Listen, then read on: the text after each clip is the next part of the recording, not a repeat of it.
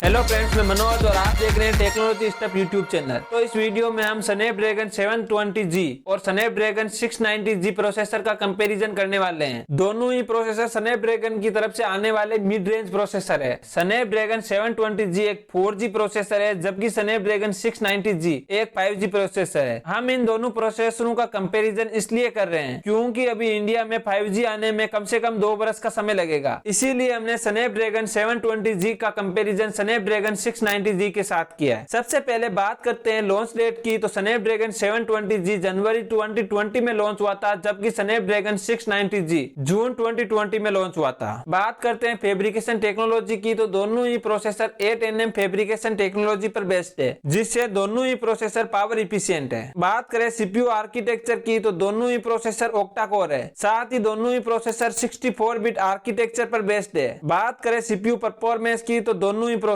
Big plus little architecture के साथ आते हैं, जिसमें 2 परफॉर्मेंस कोर और 6 पावर इफिशिएंट कोर है। तो स्नैपड्रैगन 720G क्रायो 465 कोर्स के साथ आता है, जबकि स्नैपड्रैगन 690G क्रायो 560 कोर के साथ आता है। बात करें पावर इफिशिएंट कोर की, तो दोनों ही processor ARM Cortex A55 cores के साथ आते हैं, जिसमें स्नैपड्रैगन 720G 1.8 गीगाहर्ट्ज पर क्लॉक्ड है, जबकि स्नैपड्रैगन 690G 1.7 गीगाहर्ट्ज पर क्लॉक्ड है। तो बात करें परफॉर्मेंस कोर्स की, तो स्नैपड्रैगन 720G आता है ARM Cortex A76 के साथ, जो क्लॉक्ड है 2.3 गीगाहर्ट्ज पर, जबकि स्नैपड्रैगन 690G आता है लेटेस्ट ARM Cortex A77 के साथ, जो कि क्लॉक्ड है 2 गीगाहर्ट्ज पर। तो यहाँ सीपीयू के मामले में स्नैपड्रैगन 690G सुपीरियर है स्नैपड्रैगन 720G से। तो बात करें जीपीयू परफॉर्मेंस की, तो स्नैपड्रैगन 690G आता है Adreno 619L जीपीयू के साथ, जबकि स्नैपड्रैगन 720G आता है Adreno 618 जीपीयू के साथ। दोनों ही processor select Snapdragon elite gaming features के साथ आते हैं और दोनों ही प्रोसेसर ट्रू HDR10 गेमिंग को सपोर्ट करते हैं। तो यहाँ जीपीयू में स्नैपड्रैगन 690G बेहतर है स्नैपड्रैगन 720G से, क्योंकि स्नैपड्रैगन 690G में Adreno 619L जीपीयू का यूज हुआ है। तो बात करें एआई की, तो दोनों ही प्रोसेसर हेक्सागन 692 DSP के साथ आते हैं, जो कि 5th generation Qualcomm AI engine है। तो अब बात करें रैम सपोर्ट की, तो दोनों ही प्रोसेसर 1866 मेगाहर्ट्ज तक की